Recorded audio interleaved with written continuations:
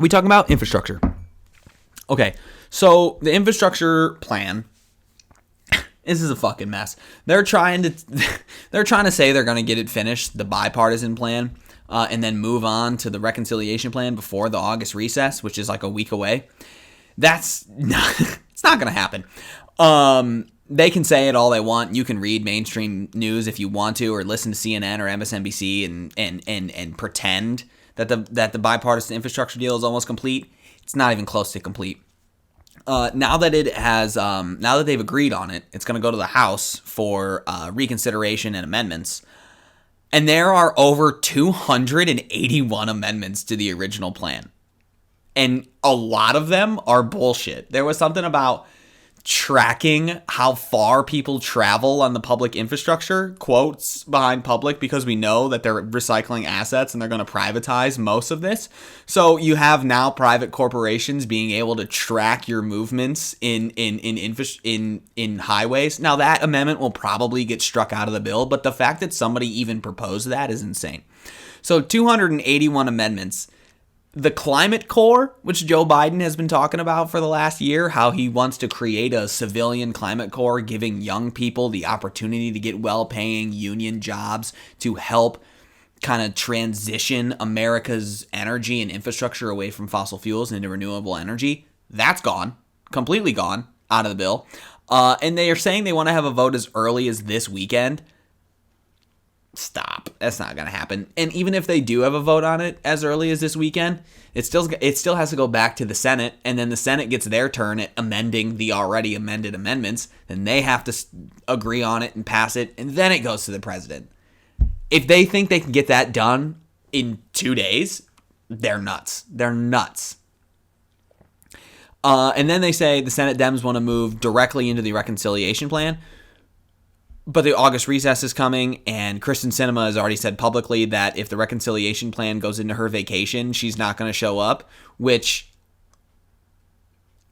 now that I'm not doing the show on YouTube anymore, and I'm doing it specifically on Patreon and Substack, I'm not afraid of what I'm about to say. I don't use the term cunt very often, but Kristen Sinema pisses me off. She tries to say she's a progressive, but she voted no on the $15 minimum wage. She didn't show up for the protest at the Capitol for the eviction moratorium. She didn't even, as far as I know, to my knowledge, she didn't even say anything about it.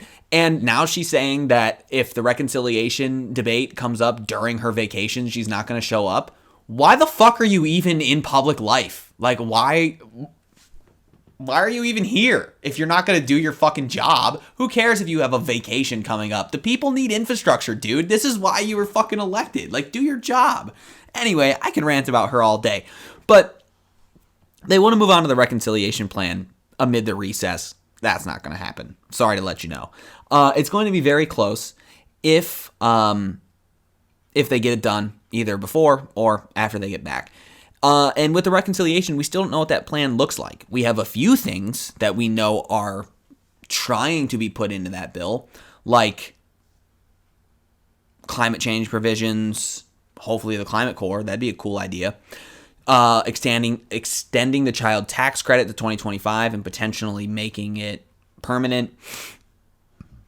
Free pre-K, immigration reform, the PRO Act, increasing taxes on corporate America. Those are some provisions that they want to put in the reconciliation bill, but we still don't have the full details of that bill because the Senate Democrats have said that we want to do the bipartisan one first because for some reason they're still attached to this notion that the American public gives a shit if they can work with Republicans or if Republicans can work with Democrats, if they control everything. In my opinion, and what I've seen when I talk to people out in public, nobody cares how the bill gets signed. They just want to see shit happen, okay? People don't care if it's a bipartisan bill, a partisan bill, if 10 people worked on it, or if 210 people worked on it. Americans don't care about the process. They care about the action. And right now, we're seeing no action, which I think they need to get it through their head. But the big thing is with the reconciliation plan, because this is coming from the Senate and it has to do with the budget. It's the budget reconciliation. Because it has to do with budgeting, there's still the notion of the Senate parliamentarian. Now, I talked about the Senate parliamentarian last week, and I explained what that person does the week before. If you don't know, they're basically the person who gives guidance on if